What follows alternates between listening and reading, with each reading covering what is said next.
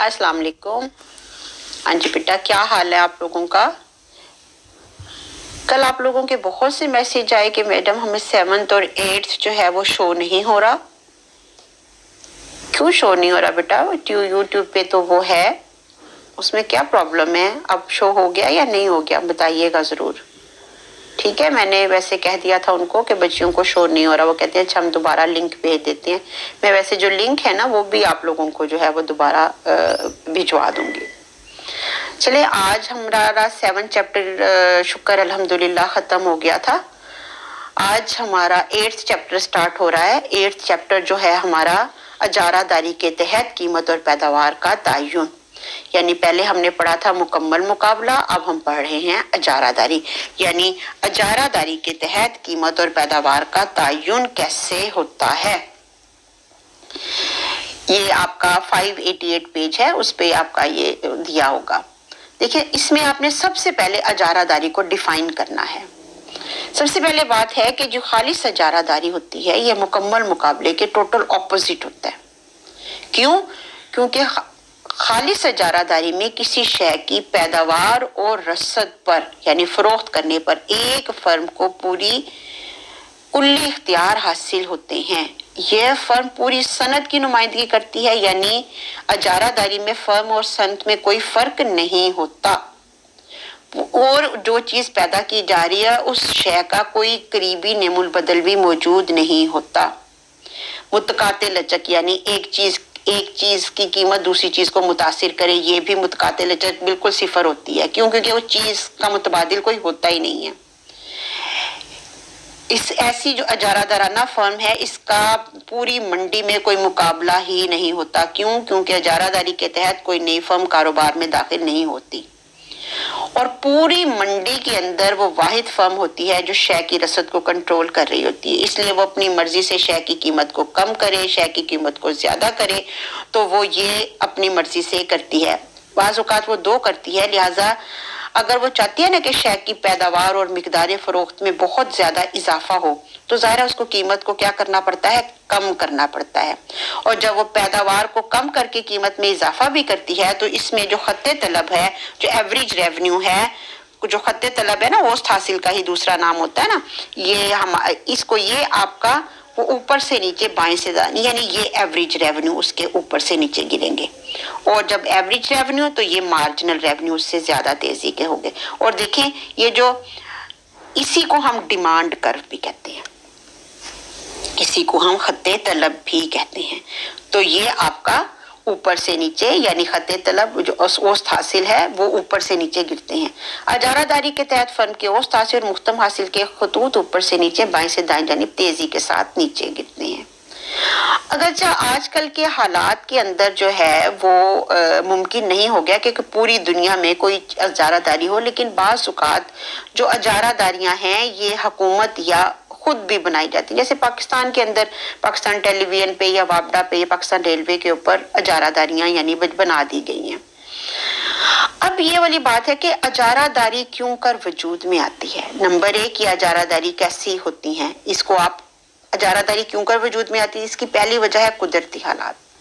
बाज़ मुमालिक की जमीन, आबोहवा, खाम माल और वहां पे पाए जाने वाले जो हालात हैं वो किसी भी चीज को पैदा करने के लिए इंतहाई मौजू होते हैं और जब वो इंतहाई मौजू होते हैं तो वो मुल्क उस चीज की पैदावार में अजारादारी हासिल कर लेता है। मिसाल के तौर पे जो दुनिया में बेहतरीन कॉफी पाई जाती है वो ब्राजील में पाई जाती है और बल्कि क्यूबा में भी पाई जाती है। जो पटसन है, पटसन जो है वो बेहतरीन किस्म का जो पटसन है वो बांग्लादेश में पैदा होता है और बेहतरीन किस्म के जो हीरे हैं वो जनूबी अफ्रीका में पाए जाते हैं। तो इसी तरीके से इसकी दूसरी वजह है माशरती बहबूद। बाज़ औक़ात माशरे को ज्यादा जो है ना वो सहूलत देने के लिए, माशरे में खुशहाली के लिए, अवाम की बेहतरी के लिए हुकूमत खुद किसी इदारे को ये जिम्मेदारी सौंपती है ताकि वो तमाम लोगों को एक ही कीमत पर और बगैर किसी डिफरेंस के, बगैर किसी डिस्क्रिमिनेशन के वो दे। जैसे पाकिस्तान में वापडा को बिजली की पैदावार पर और तकसीम पर कुल्ली इख्तियार हासिल है। रेलवे का निज़ाम पाकिस्तान रेलवे के पास है और इसके अलावा जो पानी की फ्राहमी है वो म्यूनसिपल कॉरपोरेशंस के पास है। ये माशरती बहबूद के लिए था। तीसरी वजह है जी कानूनी मराद। बाज़ औक़ात कोई शख्स या कोई फर्म किसी शय को तैयार करने के सिलसिले में कानूनी हक हासिल कर लेता है, इसके अलावा फिर कोई दूसरा शख्स या कोई भी फर्म जो है उस चीज को नहीं कर सकता। इसे हम कानूनी इजारादारी भी कहते हैं। मिसाल के तौर पे जो कोई अपनी दरियाफ्त है वो अपने नाम कर ली, या किसी ने कोई किताब लिखी वो उसके नाम होते हैं, तो इसके अलावा कोई दूसरा शख्स इस चीज को छाप नहीं सकता। इसके अलावा बाज़ औक़ात फनी मालूमात की बुनियाद के ऊपर भी इजारादारी कायम हो जाती है, यानी कोई ऐसी टेक्निकल किस्म की, कोई आपको पता है मेडिसिन की कोई ऐसी जो है वो फार्मूला होता है, इसके अलावा कोई और वो कंपनी मेडिसिन नहीं बना सकती। किसी चीज को जो है जो चीज जैसे जिस वक्त मोबाइल फोन दरियाफ्त हुआ था तो ये सबसे पहले जिसको कहते हैं नोकिया ने दरियाफ्त किया था, बाद के अंदर दूसरी कंपनियां आई। ये भी यानी इजारादारी की सूरत होती है। आजर बाज़ दफा इत्तेहाद कर लेते हैं बहुत सके, जैसे पाकिस्तान के अंदर अक्सर ये होता है। मिसाल के तौर पे जैसे सीमेंट वालों ने इत्तेहाद किया हुआ है, चीनी की सनत वालों ने, आप अक्सर चीनी के कारखाने वालों का सुनते रहते हैं, तो ये वो इत्तेहाद कर लेते हैं, यानी वो कीमत एक रखने का माहिदा पोल कर लेते हैं, या बाज़ औक़ात वो तकसीम कर लेते हैं कि जी आप जैसे सिंध में आप अपनी मर्जी से एक चीज़ की कीमत रखो, बलूचिस्तान में हम अपनी मर्जी से रखते हैं, पंजाब में, तो ये माहिदों की, ये हिस्सों की जो तकसीम होते हैं इसको कार्टेल बोलते हैं। और बाज़ औक़ात वो तमाम की तमाम फर्में मिलकर एक ट्रस्ट बना लेती हैं, तो ये हो जाती है इजारादारी। और बाज़ औक़ात एक होती है दो तरफा इजारादारी, यानी शय को पैदा एक शख्स कर रहा है और शय को और फरोख्त करने के इख्तियार पैदा करने के सिर्फ एक फर्म को, दूसरी तरफ उस शय का खरीदार भी एक ही है। इसे हम दो तरफा इजारादारी जो है वो हम कहते हैं। और हमने कहा था ना इजारादारी के तहत औसत हासिल और मुख्तलिफ हासिल के खतूत आपके ऊपर से नीचे बाएं से दाएं जानिब मनफी झुकाव रखते हैं। ये वाला अब आपका टॉपिक हो गया।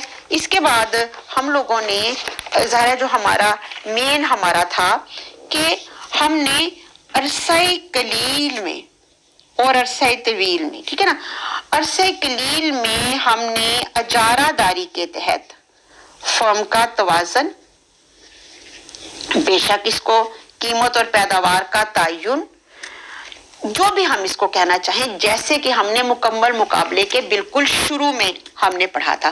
बिल्कुल शुरू के अंदर हमने कैसे पढ़ा था आपको याद होगा।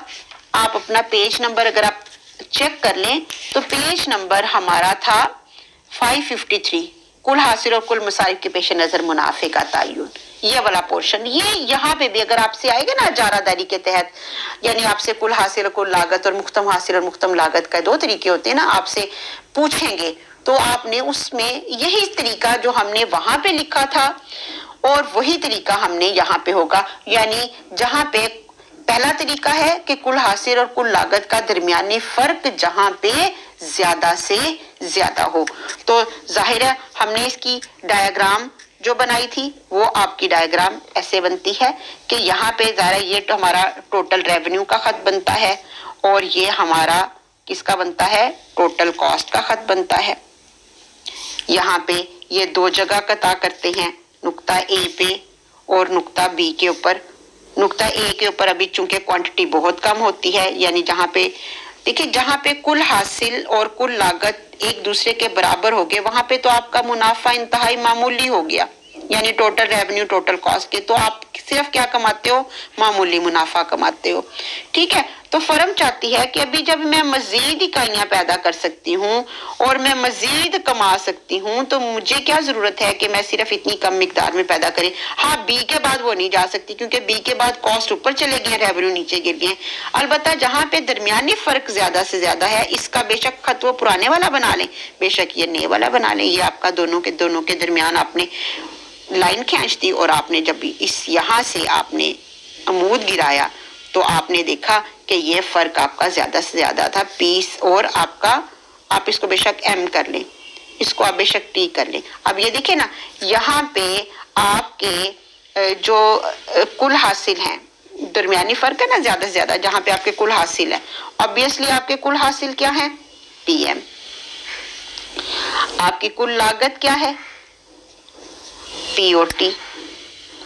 तो आपका गैर मामूली मुनाफा क्या हुआ, क्योंकि इजारादारी है, जाहिर है उसे कोई पूछने वाला नहीं है, तो ऑब्वियसली वो क्या कमाती है, गैर मामूली मुनाफा किसके बराबर, पी और टी के बराबर करती हैं। ये उसका पहला तरीका है کل حاصل اور کل درمیانی فرق زیادہ سے زیادہ ناپنے کا، لیکن اس پہ منافع پیش ترین ہوگا۔ لیکن ہم نے کہا تھا کہ یہ کلاسیکل اسکول آف تھاٹ والوں کہتے ہیں، جدید ماہرین نے اس طریقے کو ریجیکٹ کر دیا تھا۔ جدید ماہرین کہتے ہیں جہاں پہ مارجنل ریونیو مارجنل کاسٹ کے برابر ہوں، اور جہاں پہ آپ کا جو مارجنل کاسٹ کا خط ہے مارجنل ریونیو کے خط کو چڑھتے ہوئے قطع کرے، ٹھیک ہے نا، چڑھتے ہوئے آپ کا قطع کرے، یہ آپ کا جو طریقہ ہے یہ زیادہ ہے۔ تو یہ مختتم حاصل اور مختتم لاگت کا طریقہ، مارجنل ریونیو سے کاسٹ کا طریقہ، یہ آپ کا طریقہ، اہم ترین طریقہ آپ کا یہ ہے جس طریقے کو ہم نے کرنا ہے۔